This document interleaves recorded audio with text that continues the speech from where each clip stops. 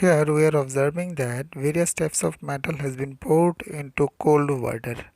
Now we will see that what metal will react faster in this picture. Okay, what we are observing that calcium, sodium and lithium is already disappeared. That means they are more reactive. Now pause the video and make a list on reactivity. So your observation should be like this. So from your observation we are getting a sequence of reactivity of metals from where we will get the idea of reactivity series of metals. Today we are going to discuss about the reactivity series of metals. This is creating business. In fact, for this topic, I am making the videos. Creating business. What is creating business? Creating business is a line when various types of metal will be in your hand. By this series, you will come to know that which metal will react faster. Okay.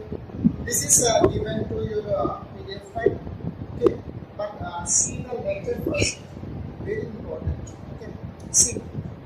When we come to know that going down to the series, reactivity is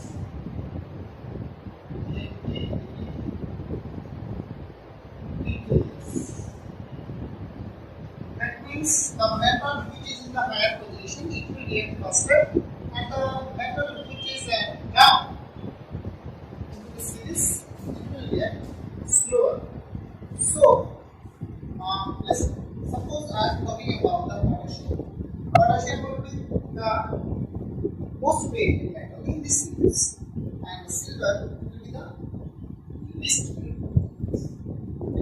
See, potassium, sodium, calcium, magnesium, aluminum, zinc, iron, lead, hydrogen, copper, and silver. Okay, see, for you, I take mnemonic. See, potassium, please, sodium, sand, calcium, cat, magnesium, monkey, aluminum, and zinc, zebra, iron. For iron, I wrote here lead, lovely, hydrogen, hot, copper, country, silver, single. That means fish, sun, cat, monkey, and zebra into lovely, hot country, single. Like single, we can have outside.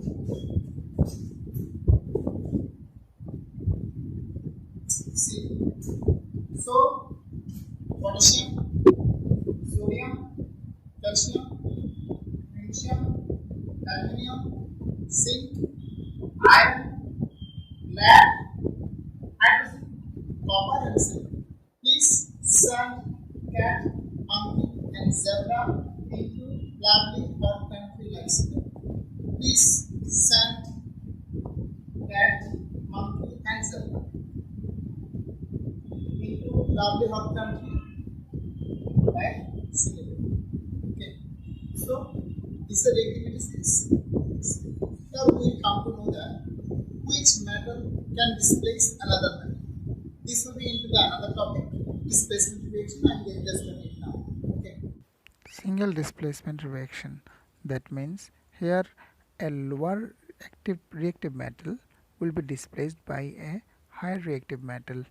Here we are getting an example like that.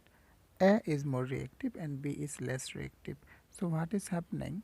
From BC, B has been displaced by more reactive metal A. So we are getting B and Ac as product. Let's see. When zinc is getting reacted with copper sulfate, so at that time what will happen? Since zinc is in higher position in reactivity series, zinc will displace copper sulfate because in copper sulfate copper will be in the less reactive than the zinc. So zinc can easily displace copper. So here we are getting copper and zinc sulfate as product. Okay.